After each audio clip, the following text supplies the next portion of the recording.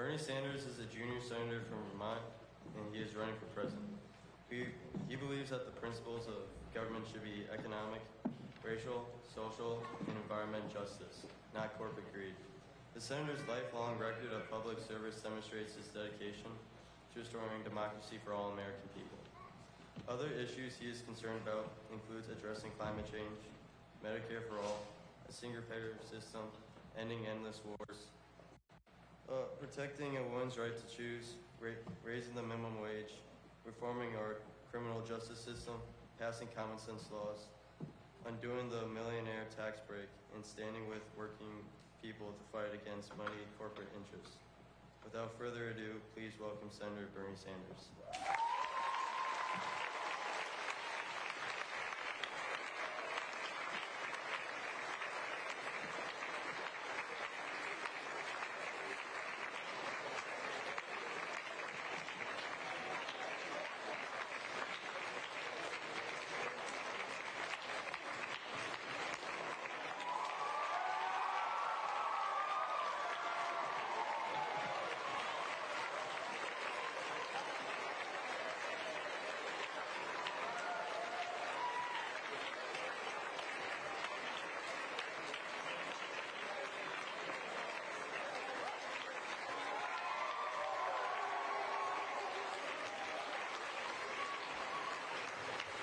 Thank you. Let me thank all of you for coming out, and those of you who had to come out. And to the young people, let me say this. This is maybe the most important point I'll make this morning. Our country faces many, many problems. And the only way we solve those problems is when people become involved in the political process. Now, to the young people, I know that a lot of your friends will tell you that politics is nonsense, just a bunch of dumb politicians talking and arguing with each other all of the time. But this I want to say to you. I want to say it in respect to the veterans, maybe in the audience as well. People fought and died by the thousands, by the millions, in order to preserve American democracy. And democracy is a very big deal. In fact, in the course of human history, it is a very radical idea. Because democracy means that you, young lady, and you, young man, right next to her, you must have the opportunity to shape this country, not a king, not a queen, not a handful of billionaires, but ordinary people. And if ordinary people give up that dream and that ability that they have the power to determine the future of this country, then we are really turning our backs on the sacrifices made by so many people who gave their lives to defend American democracy. So this is a big deal. This is an obligation you have as a citizen of this country. Being a citizen is a big deal. And it means you accept the responsibility to be thinking about how you make your community, your state, and your nation a better place in which to live. And you will have disagreements with the kid next to you, and that's okay. Talk about those disagreements, argue with him or her in a civil way. But at the end of the day, what we have got to do is, as a nation, lay on the table what our problems are and then figure out how we go forward. And for the younger people in this room, man, the future of this country is increasingly going to rest on your shoulders. And I hope very much, and I know, that you will accept that responsibility.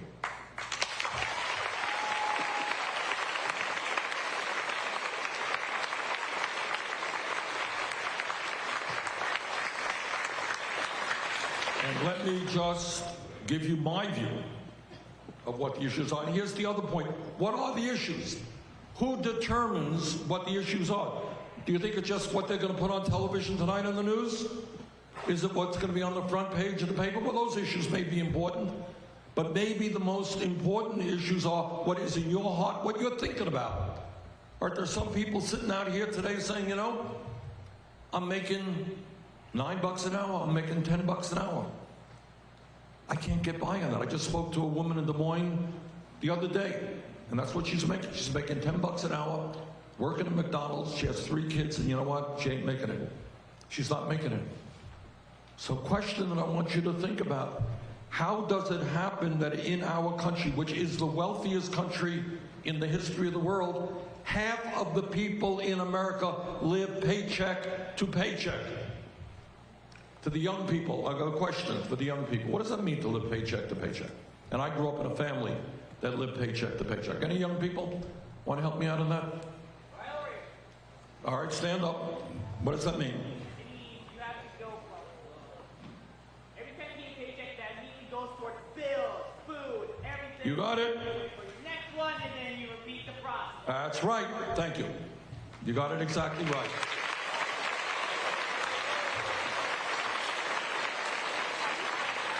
It means that you get a paycheck and you got to pay the mortgage, you got to pay the rent, you got to pay food. Maybe you put aside a few bucks for health care. Got to put gas in the car. You got to work. And what paycheck to paycheck means that if something happens, let's say your car breaks down. Now, for most people, you got a lot of money, your car breaks down, no problem, you got another car. Or you go to the mechanic says it costs you $1,000 to get your car fixed. What's the problem? Do it. But what happens if you're living paycheck to paycheck, young people? Raise a hand. And the mechanic tells you that's going to cost you $700 to get your car going.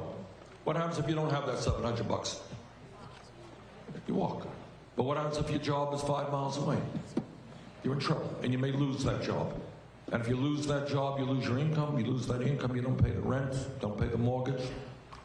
Your family is in a lot of trouble. Half of the people in America are living paycheck to paycheck. But there's another side of the story. That while for the last 45 years, the average worker in America has not seen 1 penny increase in his real income, her real income. There's another story what's going on for the wealthiest people in this country. Any young people want to tell me what's going on with the wealthiest people in this country? How they do it? They live in paycheck to paycheck? What's going on? Young people, anyone think? No, we don't discuss this issue enough. And I want you to think about why we don't discuss this issue enough. All right, why is it on television? Why don't you see a special on this issue? And the issue is that in America today, we have massive levels of income and wealth inequality. What does that mean? We don't talk about it, but it is true. What does that mean, massive levels of income and wealth inequality? Anybody know? That's a problem. See, this is a problem right here if you don't know what I'm talking about, because it is an enormously important issue. And you don't see it talked about in Congress, and you don't see it talked about in the corporate media. Would you be shocked if I told you that 3 people in America own more wealth than the bottom half of American society? So if we had 100 people here, what do we got, 10, 20, maybe got 100 people right here. Got 3 people here who own more wealth than everybody else. What do you think about that? That good? That's the American way? It's the way life goes? That good? That fair? Is that justice? Is that what this country should be about? Who wants to tell me something about that? And let me tell you more than that. It's not only the 3 people own more wealth than the bottom half of America. You got the top 1% owning more wealth than the bottom 92%. And you got 49% of all new income going to the top 1%. Who wants to comment on that? That good? That bad? Not so good? Not so bad? Yep. Well, stand up. Tell me what we... Now, you see, we don't talk about this because this is not on television. Why isn't it discussed on television very often? I feel like it's discussed on television not very often because people don't see the real problem here. They don't see the real problem with society. Okay. Is that a problem? Is income and wealth inequality a problem? It's a very big problem. Okay, but why isn't it on television? Why isn't it on NBC and CBS tonight? Yes. Stand up, please. Because the top 1% owns the media. That's right. Now, Donald Trump thinks the media is the enemy of the people and fake news, and I think that's ugly and disgusting. That's not true. You have media working really hard trying to do their jobs, but there's certain areas that they don't cover, that they won't cover. And income and wealth inequality is, by and large, one of those issues because, as this gentleman said, that's who owns the media. You have media conglomerates owned by extremely wealthy people, not particularly comfortable. That means, doesn't mean to say it won't be mentioned now and then, but it's not a focus of issue. I think it is a focus of it. It should be a focus of discussion. That's one issue. Let me raise another issue that I want the young people to be thinking about, and everybody to be thinking about. And that is healthcare. Today in America, we are spending twice as much per person on healthcare as do the people of any other country. We spend about $11,000 a year. Canadians spend about half of that. UK, they probably spend less than half. France, Germany, half. Why do we spend so much on healthcare? And yet 87 million Americans, including some of you, are uninsured or underinsured, and we pay the highest prices in the world for prescription drugs. Why do we spend so much when 30,000 Americans die each year because they don't go to the doctor when they should, and 500,000 people go bankrupt every year because of medical bills? We just had our town meeting yesterday in Des Moines, and it was a very emotional meeting. And it was about people who have medical debt and what's happened to them because they couldn't pay their medical bills. Why is it that we spend so much on health care and so many people are uninsured or underinsured? Anyone have any thoughts on that? Yes? Look. Good. It's because the insurance companies and the drug companies have spent billions of dollars on lobbying and campaign contributions. And we have a healthcare system in which last year the healthcare industry made $100 billion in profits. Top 10 drug companies, as part of that, made $69 billion in profits. And yet last month, I took a trip from Detroit to Windsor, Ontario, with people who had diabetes. Anybody here dealing with diabetes in this audience? Do you use insulin? Okay.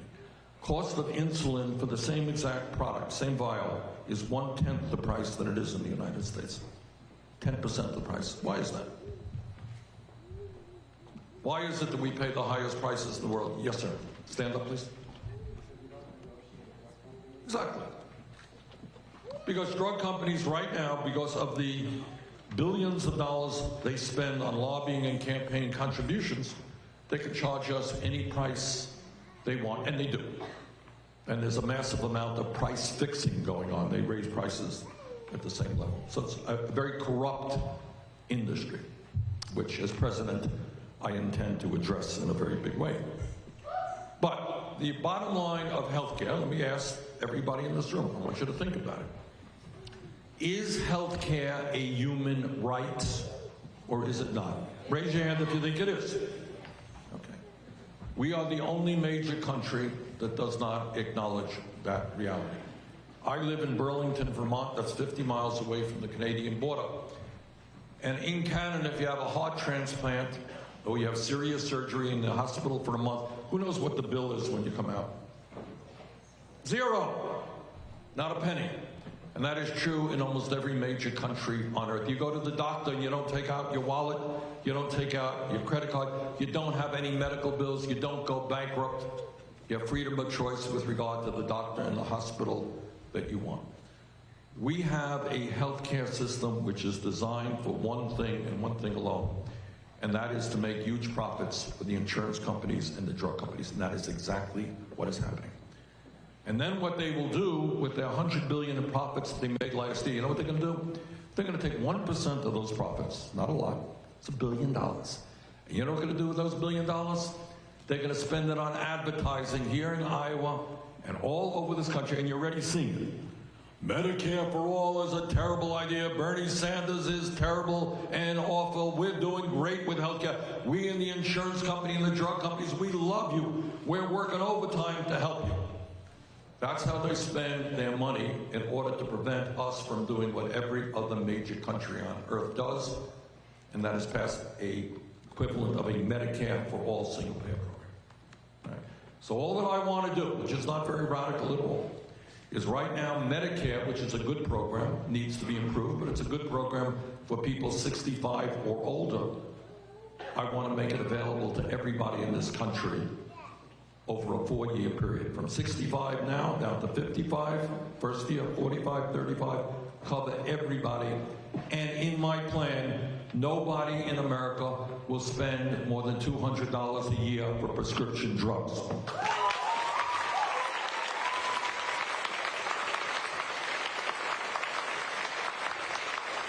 Because, as the gentleman mentioned, we will negotiate prices with the pharmaceutical industry.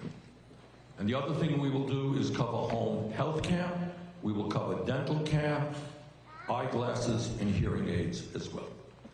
So I happen to believe that the time is long overdue for us to take on the drug companies and the greed of the pharmaceutical industry, guarantee health care to all people through Medicare for All, a program which will be funded out of the general tax base. No more premiums, no more co-payments, no more out-of-pocket expenses. Is it free? Of course not, it has to be paid for. Healthcare is expensive. But it's paid for out of the general tax base in a way that the overwhelming majority of the American people will be paying less for healthcare than they are right now. Paying more in taxes, but without paying premiums, without paying co-payments, without paying out-of-pocket expenses. All Americans, except the very, very wealthy, will be paying less for the health care that they have.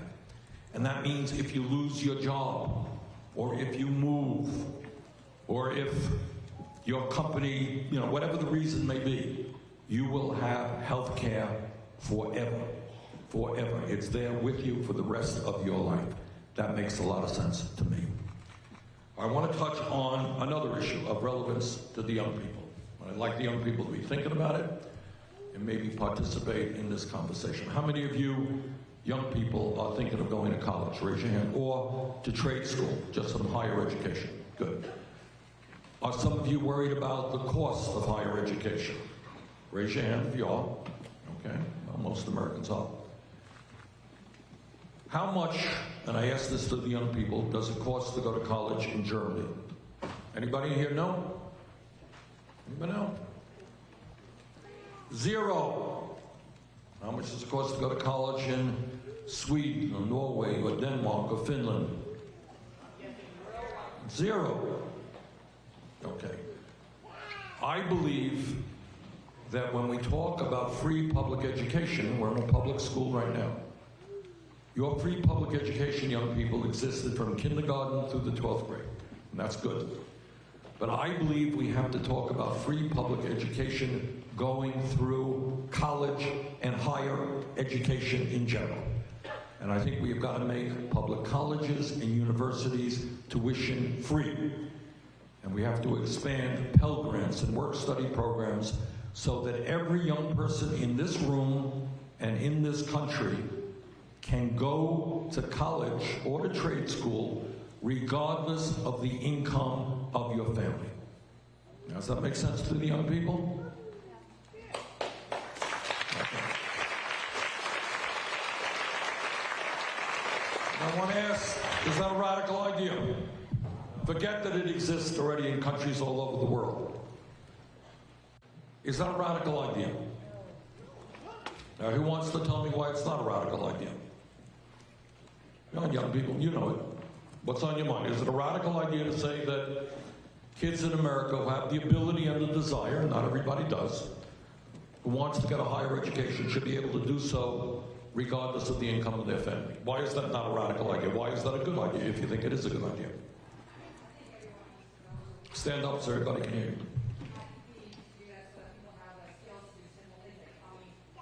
Good.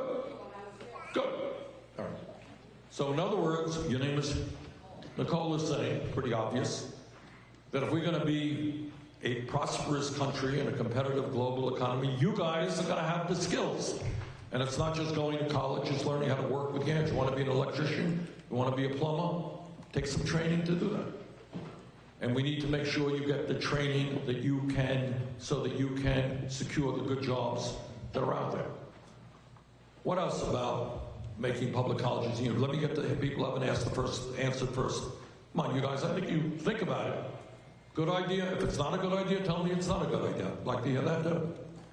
Why is it a good idea to make public colleges and universities tuition free so that anybody can go to college regardless of their income? Any other thoughts on that? Okay, I see a hand way in the back there. Yep. Yes. It gives everybody a chance. Good. Equal chance. All right.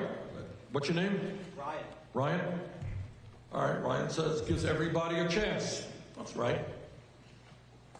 Right now, if your dad is a successful businessman, or your mom is a successful lawyer, you're going to have the money to go to the college that you want. But maybe if you are from the working class, which is where I am from, maybe those kids may not have that opportunity. Is that fair? I want the kids to answer that. Should everybody in America, regardless of their income, have the opportunity to get a higher education?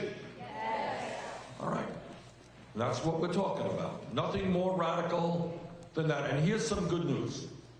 And this is how change comes about. When I was here in Iowa 4 years ago, I talked about that issue, and I think I was the first national public official to be talking about that issue. And when I talked about it 4 years ago, everybody said that I was crazy and it was too radical an idea. You know what's been happening over the last 4 years? State after state, community after community has been moving to make public colleges and universities tuition free. California, Los Angeles, San Francisco, Tennessee, New York State. And just the other day, just last week, in New Mexico, they said they're going to make public colleges and universities tuition free to all of their students. So this will eventually become national policy. The question is whether we make it sooner or later. And for all of the young people who are thinking about whether or not they want to get involved in politics, I think this is one more reason why you should be involved. Our last point that I want to touch on is an issue of enormous, enormous consequence, not only to Iowa, not only to Vermont, and not only to America, and that is the issue of climate change. Okay? President Trump thinks climate change is a hoax. And in fact, his policies are accentuating our reliance on fossil fuels. That's what President Trump thinks. The scientists disagree with him very strongly. The scientists believe that climate change is an enormous threat to our country and to countries all over the world. And what they believe is if we do not act aggressively to cut carbon emissions and transform our energy system away from fossil fuel into energy efficiency and sustainable energy, that the future for your lives, young people, and your kids and your grandchildren will be very bleak indeed. And what we're talking about is more extreme weather disturbances. I'm sure all of you have seen what happened in the Bahamas a few weeks ago. You remember what happened in Puerto Rico a couple of years ago. Just last week in Texas, there was unprecedented level of flooding. And we're talking about droughts all over the world, which are making it hard for people to grow crops or to find clean drinking water. So we face a global crisis in terms of climate change. It's not a joke. It is an enormously serious issue. I know in Iowa, and I want to congratulate the people in Iowa, you are helping to lead the country in terms of wind energy. 35% of your electricity comes from wind, and that's great. And thank you for doing that.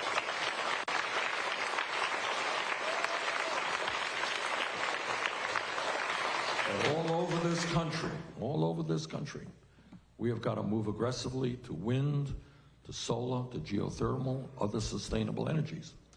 And just a couple of weeks ago, I introduced what is the most sweeping and comprehensive climate change legislation ever introduced by any candidate, I think any federal candidate running for anything. And I did that because I believe it's important that we should listen to the scientists and not the fossil fuel industry.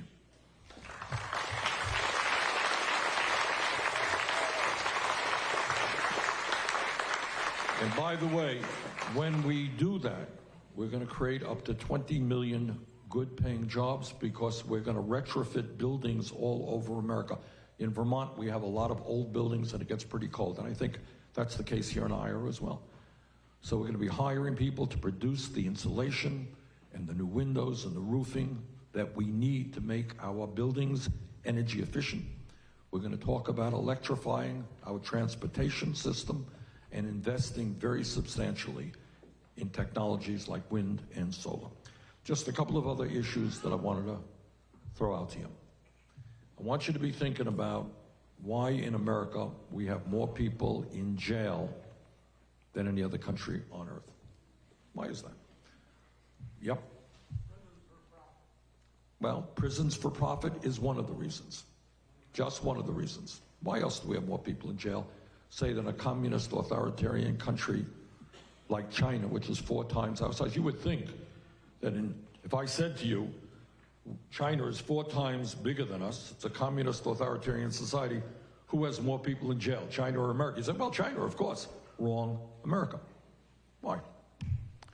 Well, the answer is a lot of answers. But one of the things I intend to do as president is invest in our young people in jobs and education, making sure that none of you fall through the cracks and end up out on the streets and then do stupid things which destroy your life, okay? So we're going to invest in jobs and education, not more jails and not more incarceration. And the other thing we're going to take a hard look at and deal with is the so-called war on drugs. I've been amazed going around this country and finding so many people whose lives have been impacted negatively because they got a criminal record for smoking marijuana or for possessing marijuana. And that's wrong.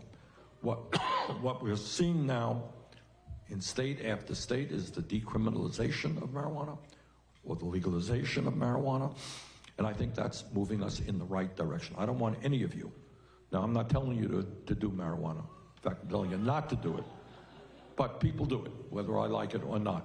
But I don't want your lives destroyed because of that. All right? So I think we have to move in that way. I think we have to make sure that we deal with another issue. Let me ask people a question here. I think a lot of people don't know the answer to it. We have over 2 million people in jail, and 400,000 of them are in jail today not having been convicted of anything.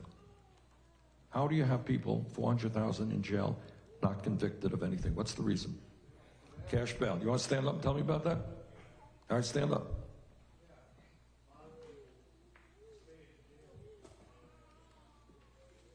All right, gentleman hit it right on the head. A lot of people are in jail today because they don't have the money to bail themselves out. So you get arrested, maybe you're innocent, maybe you're not. But you're in jail because you don't have the $500 or the $1,000 you need to get cash bail, and that's wrong. That's like a debtor's prison, and we're going to deal with that. Last issue I want to touch on is the issue of immigration. And I have very, very strong disagreements with Donald Trump on virtually everything. But one of the things that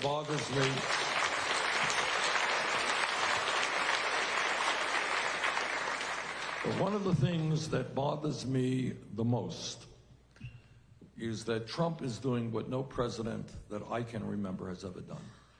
And that is intentionally trying to divide the American people up based on the color of our skin or where we were born or our sexual orientation or our religion. No president that I can recall has ever done that. You know, after 9/11, after the tragedy of 9/11 in 2001, now George W. Bush was not my favorite president, to be honest with you. I disagreed with him on everything. But a few days after 9/11, anyone remember what Bush did? What did he do? Anyone remember that? He did something really quite amazing and profound. He went to a mosque. Do you all remember that, old people? I know the kids won't. It was a long time ago. Do you remember that? He walked into a mosque, which was really an extraordinary thing. And he walked into the mosque to say, we had some criminals and terrorists who just attacked the United States. So what they did was terrible, and we're going to deal with that. But we cannot hold an entire religion, in this case the Muslim religion, responsible for that. And he walked into a mosque to make that point. But today we have a president who is telling us to hate Muslims, to hate undocumented people, telling us that Mexican people are rapists and are criminals, who before he was president of the United States led the so-called birther movement, trying to delegitimize the president, President Barack Obama, the first African-American president we had, trying to divide us up. And what our campaign is about is doing something very different. Our campaign is trying to bring everybody together, not divide them up. And what Trump is trying to do with the undocumented is also the very opposite of what I believe we have to do. I believe that we need comprehensive immigration reform and a path toward citizenship.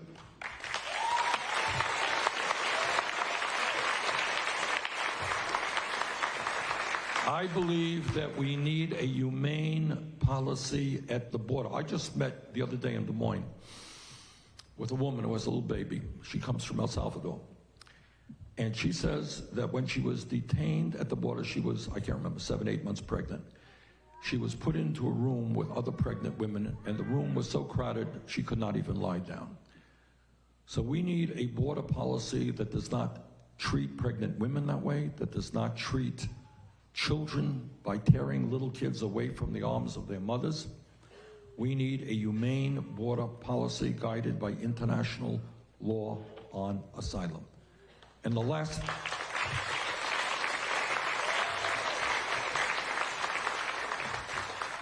thing that we will do, not the last thing, but the other thing we can do on our very first day as president, and that is to issue an executive order which restores legal status to the 1.8 million young people in the DACA program, and that's what I will do.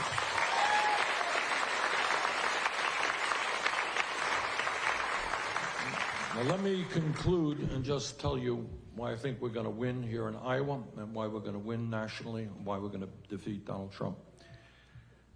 At the end of the day, what wins elections are not TV ads, not radio ads, and not newspaper ads. Those are important, and we're going to do them. That's not what's most important.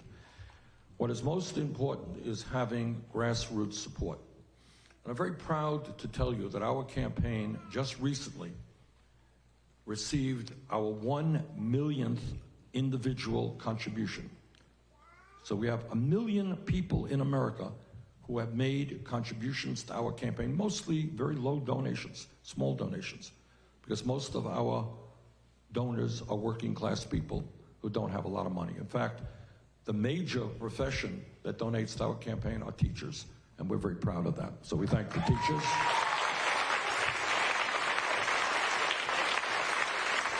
But we also have a lot of workers at Walmart's, workers at Amazon, and I work with those workers to try to raise their minimum wage to $15 an hour. We have working people from all over the country. And here in Iowa, we have many, many, many thousands of volunteers. So getting back to the very first point that I made, is I think what politics is about is American citizens getting involved in the political process. Certainly, I hope you're going to support my campaign. If you support somebody else, get involved in that campaign. But that is what democracy is about. It is trying to understand where you want this country to go, figuring out what the problems are, and getting involved to make this country a better place in which to live and work. Thank you all very much.